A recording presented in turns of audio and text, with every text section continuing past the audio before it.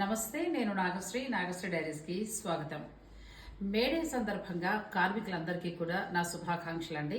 1886 మే 1న షికాగోలోని హే బజార్లో అంటే హే మార్కెట్లో కార్మికులంతా కలిసి మాకు 8 గంటల పని దినాన్ని ఇవ్వాలని చాలా పెద్ద ఎత్తున ఉద్యమం చేశారండి. ఆ టైంలో చాలా హింసాకాండ జరిగింది, చాలా మంది కార్మికులు చనిపోవడం కూడా జరిగింది.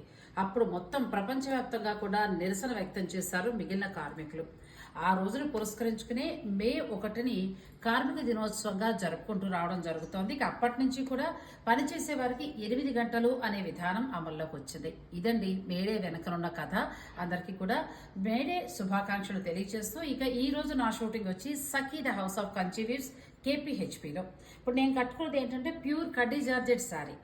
వాళ్ళు ఏవేవో చీరలు చూపిస్తారు, కానీ మీ అందరి కోసం ఈ రోజు నేను ఇలా కడ్డీ జార్జెట్ శారీస్ ని చూపించబోతున్నాను.